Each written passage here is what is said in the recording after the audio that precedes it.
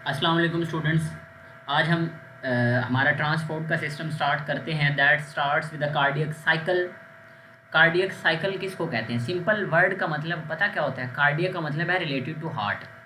तो हार्ट का जो साइकिल होता है रिदमिसिटी वाला, वो किस तरह से टेक प्लेस होता है, और इसके सेल्स को आपने याद रखना है। मायोजेनिक कहते हैं। मायोजेनिक सेल होते हैं हार्ट के। ठीक हो गया जी। यानी कि सेल्फ मोटिवेटेड कह लें, सेल्फ रेगुलेटेड कह लें। ठीक हो गया, यानी कि स्टिमुलस अपने आप आ रही होती है। तो इसकी एक्चुअल में ना कार्डियक साइकिल की तीन फेजेस हम कंसिडर कर रहे होते हैं। एक को हम कहते हैं एट्रियल सिस्टोल, एक को कहते हैं वेंट्रिकुलर सिस्टोल, और एक को हम कहते हैं डायास्टोल। जो कि एट्रियो वेंट्रिकुलर डायास्टोल कंसिडर किया जाता है। हम कहते हैं एट्रिया जब कॉन्ट्रैक्ट करते हैं, इसको हम कहते हैं एट्रियल सिस्टोल, और ये होती है 0.2 सेकेंड्स के लिए।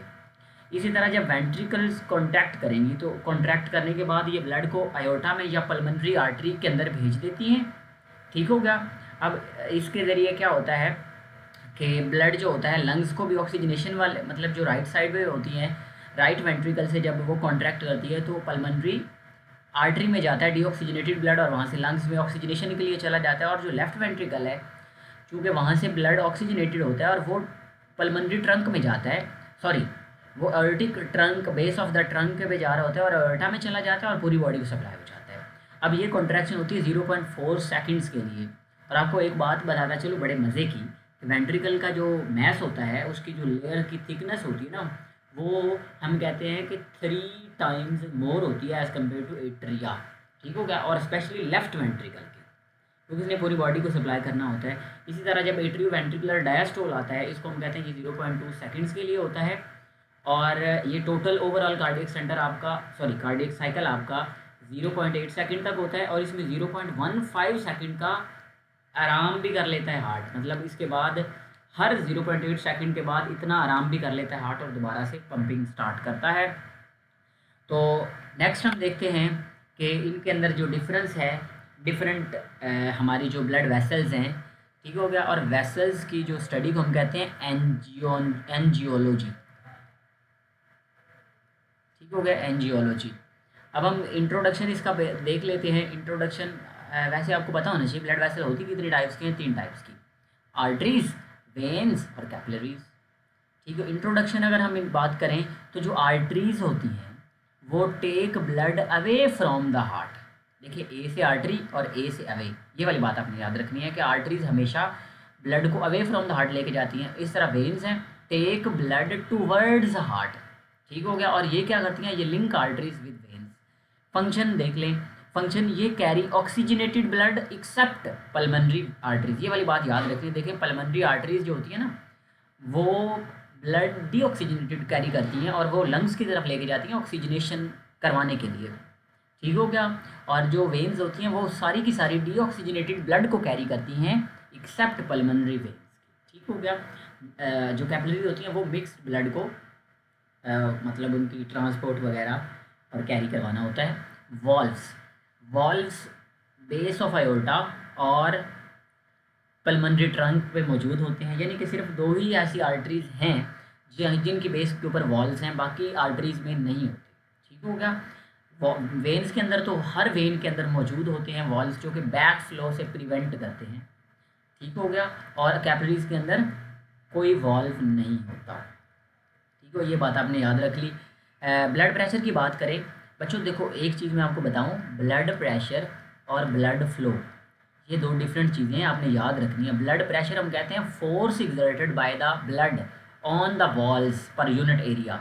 मतलब जितनी फोर्स जो ब्लड पड़ा हुआ है आपकी ब्लड वेसल के अंदर, वो कितनी फोर्स लगा रहा है ब्लड वेसल के ऊपर, that is a blood pressure. Blood flow क्या है? जो वॉल्यूम पर सेकंड है, यानी कि हम कहते हैं एक स्पेसिफिक एरिया से जितना वॉल्यूम 1 सेकंड में गुजर रहा है, that is called the flow, उसको हम फ्लो कहते हैं। तो ये आपने डिफरेंस याद रखना है। तो ब्लड प्रेशर हाई कहाँ पे होगा? जिसके करीब हार्ट पंप कर रहा है। ठीक है, फोर्स ज़्यादा लगाएंगे ना वहाँ पे ब्लड, क्योंकि स्पीड से मूव कर रहा है। तो हाई ब्लड प्रेशर होता है आर्टरीज में, वेन्स में कम होता है और कैपिलरीज में फॉलिंग होता है।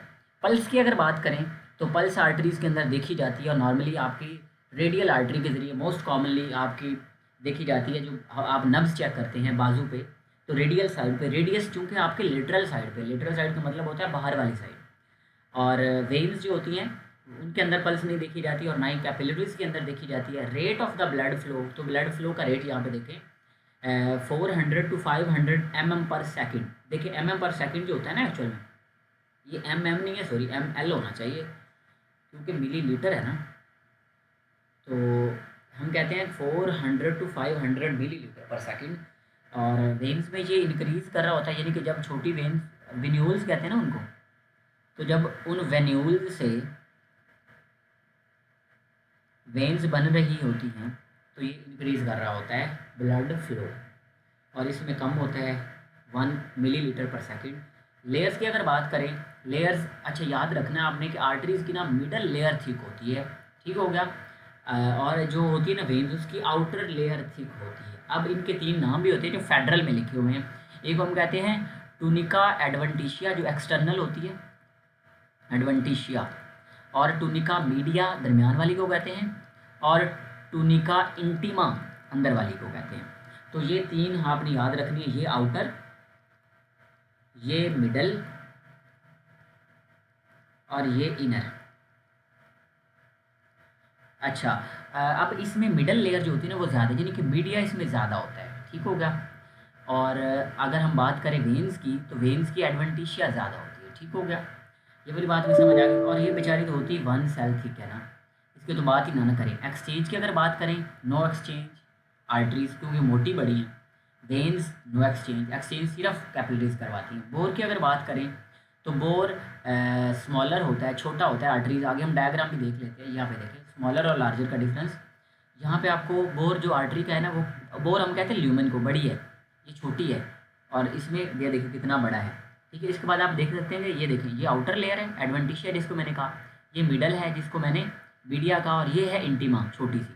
अब ये देखिए इसमें सबसे बड़ी है मीडिया। अब इसके अंदर देखिए यहाँ पे मीडिया नहीं है इतनी, लेकिन ये जो है ना यहाँ पे रिलेटिवली इक्वल साइज दिखाया हुआ है, लेकिन ये ज़्यादा होता है, यानी कि एडवेंटिशिया सबसे ज़्यादा होती है, और ये बेचारी तो होती 1 सेल थिक है।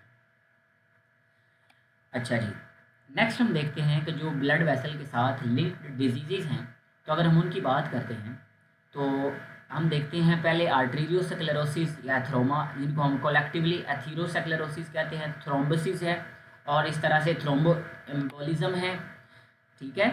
और उसके बाद myocardial infection and cerebral infection, ये सारी रिलेटेड हैं ब्लड वेसल्स के, तो ये आपने याद रखनी है, ठीक हो गया।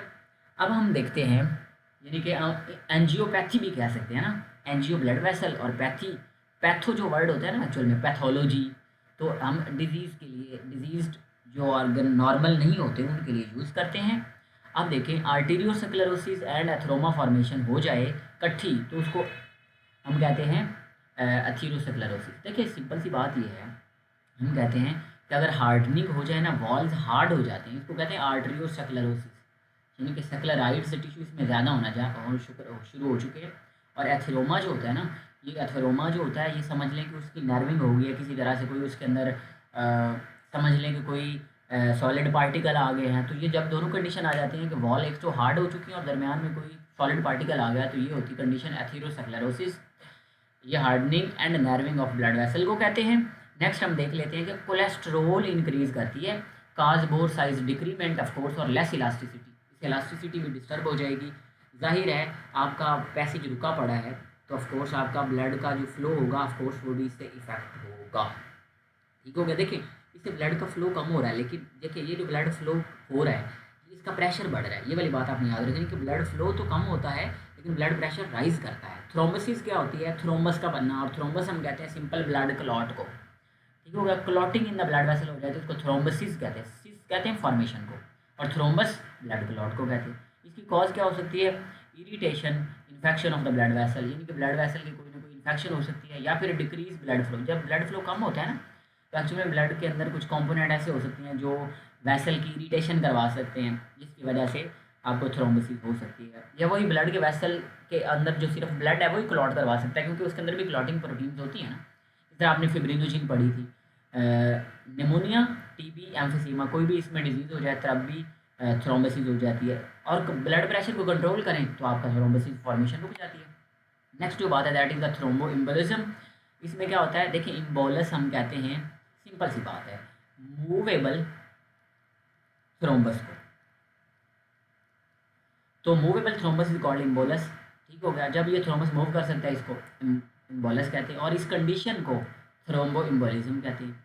तो ये रिड्यूस्ड एक्टिविटी की वजह से हो सकता है, रिड्यूस्ड ब्लड फ्लो की वजह से। अगेन सेम बात ही है, लेकिन सिर्फ जैसे आप पढ़ते हैं ना बिनाइन ट्यूमर और मैलिग्नेंट ट्यूमर में फ़र्क होता है, बिल्कुल इसी तरह से थ्रोम्बो इम्बोलिज्म का भी वही कॉन्सेप्ट है कि अगर अगर ट्यूमर एक ही जगह पर रह रहा है दैट इज़ मैलिग्नेंट, इसी तरह अगर ब्लड क्लॉट एक ही जगह पर रह रहा है तो दैट इज़ कॉल्ड थ्रोम्बस, और अगर वो मूव करके जा रहा है तो इम्बोलस। इसी तरह से अगर वो मूव करके जा रहा है, सॉरी बिनाइन, जब वो एक जगह पर रह रहा है तो बिनाइन है, और जब मूव करके जा रहा है तो वो मैलिग्नेंट है। Simple. Myocardial infection heart attack को कहते हैं सिंपल अल्फाज में। मायो, देखिए यहाँ से वर्ड है मायो, जिस तरह मैंने कहा था ना मायोजेनिक वर्ड होते हैं। मायोकार्डियल इन्फेक्शन हम कहते हैं असल में उसका ब्लॉक हो जाना। तो इसकी अपनी जो आर्टरीज होती है ना, देखें जब हार्ट अयोटा में जाता है ऑक्सीजनेटेड ब्लड, ठीक है, तो अयोटा के बाद उसको चाहिए भी तो अपनी भी एक्टिविटी के लिए, वो भी एक टिश्यू है, एक ऑर्गन है, तो उसको भी चाहिए ना अपने सेल्स के लिए, तो वो ऑक्सीजन लेती है कोरोनरी आर्टरीज के जरिए। ठीक है, तो उनके अंदर अगर ब्लॉकेज हो जाए तो आपके हार्ट के पास ऑक्सीजन नहीं जाएगी, ऑक्सीजन नहीं जाएगी तो वो रेस्पिरेशन नहीं कर सकेंगे, एनर्जी नहीं प्रोड्यूस हो सकती, तो अल्टीमेटली लॉस ऑफ एटीपी हो जाएगा और मसल मरना शुरू हो जाएंगे। No nutrient supply, necrosis, necrosis होना शुरू हो जाएगी। नेक्रोसिस हम कहते हैं बाई चांस डेथ को, यानी कि किसी ना किसी कोई ना कोई कॉज की वजह से जो डेथ होती है और अटैक हो जाता है। रेगुलर एक्सरसाइज करें, अच्छा रहेगा। रिड्यूस्ड कोलेस्ट्रोल, कोलेस्ट्रोल को कम करें, उससे भी आपकी ये काफ़ी इम्प्रूवमेंट हो जाती है। सेरिब्रल इन्फेक्शन सिंपल ये है कि अगर आपकी ब्रेन की जो वेसल्स हैं उनके अंदर कोई ना कोई ब्लॉक हो गया तो उसको हम कहते हैं सेरिब्रल इन्फेक्शन, सिंपल। अच्छा, नेक्स्ट जो है हमारा that is the lymphatic system. ठीक है, लिम्फेटिक सिस्टम का अगर हम इंट्रो की बात करें, हम कहते हैं कि transport and returning of material from tissue of the body to the blood. Simple सी बात, इसका क्या मतलब है कि आपकी जब ब्लड नॉर्मली मूव कर रहा होता है ना, ठीक है, जब ब्लड मूव कर रहा होता है तो ये बड़े प्रेशर के साथ मूव कर रहा होता है। ठीक है, जब ये कैपिलरी के लेवल पे एक्सचेंज होता है ना, वहाँ पे प्रेशर ज़्यादा होने की वजह से ना बहुत सारे बड़े बड़े पार्टिकल्स भी इसमें से गुजर सकते हैं। फॉर एग्जांपल प्रोटीन्स वगैरह गुजर सकती हैं, और बाज़ कंडीशन में फैट्स वगैरह इसमें से गुजर सकते हैं। तो ये सारी चीज़ें इसमें से पास कर सकती हैं। अब पास करने के बाद देखें बेटा वापस आने के लिए उनको प्रेशर कौन देगा, कोई भी नहीं होता। तो वो क्या करती हैं बेचारी, इधर इधर तो वॉल इसके पोर्स छोटे हैं तो वो इधर नहीं आ सकती। अब वो क्या करती हैं, वो लिम्फेटिक सिस्टम की तरफ जाती हैं, और ये एक ऐसा सिस्टम है जिसकी वॉल्स के अंदर पोर बड़े होते हैं, इसमें से ये आ सकते हैं, और उनके अंदर ना बैक फ्लो के लिए रोकने के लिए वॉल्व्स भी लगे होते हैं। अब अल्टीमेटली ये फिर ड्रेन कर देती हैं आपकी सर्कुलेशन के। ठीक हो गया, और इसके अंदर मूवमेंट की वजह होती है जो आपकी एक्टिविटीज़, आप जितनी ज़्यादा एक्टिविटीज़ करते हैं तो आपका उतना जो फ्लूइड रिटर्न होता है ना वापस ब्लड की तरफ वो अच्छा हो जाता है, और ऑलमोस्ट 3 लीटर डेली होता है ये। अच्छा जी, अब हम देख लेते हैं इसके कंपोनेंट्स के बारे में। लिम्फ, इसमें इसका सिंपल जो फ्लूइड है उसको लिम्फ कहते हैं। सिंपल ये इंटरस्टिशियल फ्लूइड या ब्लड प्लाज्मा की तरह ही होता है, लेकिन आप मतलब प्लाज्मा के अंदर प्रोटीन होती हैं समझ लें, और इसके अंदर इतनी प्रोटीन्स नहीं होती। इसको हम ज़्यादा सिमिलरिटी देते हैं इंटरस्टिशियल फ्लूइड के साथ, क्योंकि उसमें प्रोटीन्स नहीं होती। ठीक हो गया, तो सिंपल ये है कि जब इंटरस्टिशियल फ्लूइड लिम्फेटिक सिस्टम में चला जाता है उसका नाम रख दिया और लिम्फ। जिस तरह आप अगर ऑफिस में है तो आपका नाम सर है या बॉस हैं आप, इस तरह जब घर में आएंगे तो घर में तो बॉस नहीं है ना, आपको बाई नेम पुकारा जाएगा। आपके बच्चे आपको पापा या आपके बहन भाई, तो इस तरह से होता है। ठीक हो गया, लिम्फ इसी को कहते हैं transit between blood and interstitial fluid. ठीक हो गया जी, यानी कि वो इंटरस्टिशियल फ्लूइड जो ब्लड से आ रहा है उसको वापस ब्लड में लेके जा रहा है, तो ट्रांजिट है। इंटरमीडिएट कह सकते हैं हम, कहते हैं लिम्फ कैपिलरीज होती हैं। लिम्फ कैपिलरीज क्या होती हैं, ब्लाइंड एंडेड होती हैं, मतलब इनके ना एंड नहीं होते, इनके अंदर ऐसे ही होता है सिंपल ऐसे, यानी कि इनकी ऐसा मूवमेंट होती है, थोड़ा सा प्रेशर राइज करता है और इससे ये एंटर हो जाता है, ऐसे होती है ना एक्चुअली ऐसे। तो जब ये ओपन होगी, ये इस फॉर्म में आएगी तो इसके अंदर मटेरियल पास कर जाता है, ये इस तरह से होती है। ब्लाइंड एंडेड होती है, more intercellular spaces than blood capillary, ये बात मैंने बता दी। इसी वजह से तो बड़े मॉलिक्यूल इसी में एंटर होते हैं, लाइक फैट्स वगैरह। नोड्स क्या होते हैं, अच्छा लिम्फेटिक सिस्टम में ना ये मतलब इस तरह के ट्यूब्स के बाद ना एक इस तरह का रीजन आता है, इसके अंदर काफ़ी लिम्फोसाइट्स बने हुए होते हैं। ठीक हो गया, पड़े हुए होते हैं, स्टोर्ड हुए होते हैं, तो उसको लिम्फोसाइट उसको नोड कहते हैं एक्चुअल में। कनेक्टिव टिश्यू होता है और लिम्फोसाइट प्रेजेंट। फॉर एग्जांपल कि हमारी बॉडी में किन लोकेशन पे, ये भी एमसीक्यू आ सकता है, नेक पे, एक्जिला पे और ग्रोइन पे। ठीक हो गया, नेक, एक्जिला एंड ग्रोइन के ऊपर। और लिम्फॉइड मैसेज क्या होते हैं, हम कहते हैं लिम्फॉइड मैसेज जो होते हैं ना वो बड़े होते हैं, और लिम्फोसाइट्स ये प्रोड्यूस करते हैं, ठीक हो गया। स्टोर कहाँ पे होते हैं लिम्फोसाइट्स? नोड में, लिम्फ नोड में। लेकिन बनते कहाँ पे हैं? लिम्फॉइड मैस के ऊपर या मैस के अंदर, जिस तरह थाइमस है, स्प्लीन है, टॉन्सिल, एडिनोइड्स वगैरह है। इसके बाद हम बात कर लें इसकी डायग्राम की। यहाँ पे देखें, यहाँ पे कुछ ब्लड वेसल हैं एफरेंट, ब्लड वेसल कह रहा हूँ सॉरी, लिम्फेटिक वेसल्स एफरेंट आने से, ठीक है, ए से आना और ए से एफरेंट। इसके बाद ये लिम्फ नोड है प्रॉपर, इसके अंदर बहुत सारी चीज़ें हैं, लेकिन वो हमारा अभी इसके अकॉर्डिंग नहीं है, आपने देखना नहीं है। इसमें क्या होते हैं, सिंपल आपने ये याद रखना है, लिम्फोसाइट्स होते हैं और उसके बाद इसके अंदर से वेसल गुजरती है, एक बाहर निकलती है, इसको ईफ्रंट, ई से एग्जिट और ई से एफरेंट। तो ये वाली बात आप याद रख सकते हैं कि मैनी एफरेंट आ रही और एक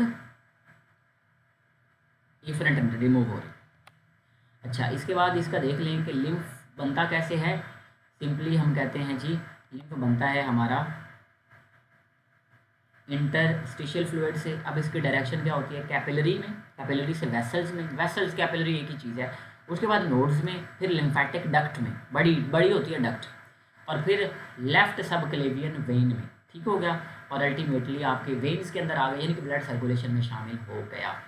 अब इसकी बात करें तो absorption of large fat globules in the lacteal of the villi function की बात है। लैक्टील एक्चुअल में ना हम कहते हैं जो विलाई होती है ना स्मॉल इंटेस्टाइन के अंदर, उसके अंदर जो लिम्फेटिक सिस्टम की एक ट्यूब पड़ी है ना, सिंपल, वेरी सिंपल, उसको हम कहते हैं कि वो लैक्टील है, ठीक हो गया। और एब्जॉर्प्शन हो जाती है, काफ़ी जो बड़े फैट्स होते हैं ना उनकी एब्जॉर्प्शन होती है इसके अंदर, फिर वो फैट्स के साथ कुछ प्रोटीन्स को मिला के ना लिपोप्रोटीन बनाई जाती है और फिर उनकी ट्रांसपोर्ट होती है। तो return of extra cellular fluid and protein to blood, मतलब प्रोटीन वगैरह भी ब्लड के अंदर वापस इस सिस्टम के जरिए आ जाती हैं। और डिफेंस मैकेनिज्म बाय लिम्फोसाइट, यानी कि ये इम्यूनिटी भी दे रहा है हमें। इम्यूनिटी इंशाल्लाह हम नेक्स्ट अभी पढ़ते हैं। तो इसमें अंदर लिम्फोसाइट्स मौजूद है, इसका मतलब है ये इम्यूनिटी के तौर पे भी काम कर रहा है। मैक्रोफेजेस प्रेजेंट होते हैं, ठीक हो गया। और node filter lymph as spleen filter blood, इसका क्या मतलब है? इसका बात सिंपल सी बात ये है कि जिस तरह आपकी स्प्लीन है ना, वो ब्लड को फिल्टर करती है, उसमें कोई गंद शंद होता है तो उसको ख़त्म करती है। नोड इस तरह, क्योंकि उसमें लिम्फोसाइट प्रेजेंट है, कोई बुरी चीज़ आएगी तो उसको नहीं आने देगा। अब हम बात कर लेते हैं इम्यून सिस्टम की। Immune system is our last topic.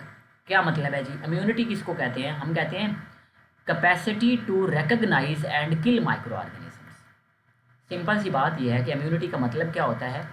Ability या capacity to recognise and kill micro organism. ये डिफेंस लाइंस काफ़ी सारी होती हैं, नॉर्मली हम कहते हैं 3 डिफेंस लाइंस होती हैं। अच्छा, फर्स्ट, सेकंड और थर्ड के लिहाज से हम बात करते हैं। फर्स्ट को हम कहते हैं फिजिकल बैरियर, ये फर्स्ट है जी, ठीक हो गया। अब हम कहते हैं सेकंड ये है फैगोसाइट्स और थर्ड है लिम्फोसाइट्स से। अब देखें फिजिकल बैरियर में क्या क्या चीज़ें आ जाती हैं, यानी कि जब कोई भी डिजीज़ होने से पहले या कोई माइक्रो ऑर्गेनिज्म आने से पहले हमारी जो फिजिकल बैरियर्स हैं वो है स्किन, स्वेट हमारे टीयर्स और जो स्टमक में HCl की प्रोडक्शन, ये सारी क्या है? Physical barrier. म्यूकस फॉर्मेशन भी इसी में आ जाती है। और इसी तरह से हम कहते हैं फैगोसाइट्स सेकंड लाइन है, इसमें न्यूट्रोफिल और मोनोसाइट्स बनते हैं, जो कि जब वो ब्लड वेसल से बाहर निकलते हैं तो वो मैक्रोफेजिस में चेंज हो जाते हैं, ठीक है।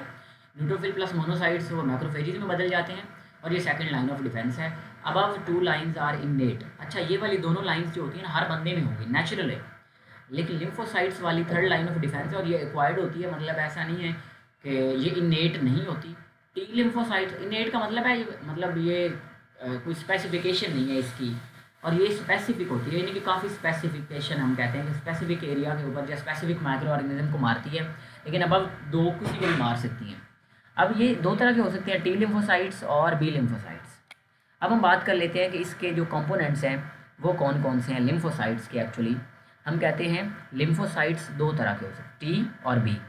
तो T lymphocytes thymus gland produce करता है, ठीक हो गया। कौन सा एंजाइम हेल्प करता है? थाइमोसिन, ठीक हो गया। और इस इम्यूनिटी का नाम होता है सेल मीडिएटेड रिस्पॉन्स, ठीक हो गया। अब बी लिम्फोसाइट्स जो हैं, बी लिम्फोसाइट प्लाज्मा क्लोन की प्रोडक्शन करते हैं, प्लाज्मा क्लोन की एंटीबॉडीज़ बनाते हैं और इस रिस्पॉन्स को ह्यूमरल रिस्पॉन्स कहते हैं। आप इसको बाप से भी याद रख सकते हैं।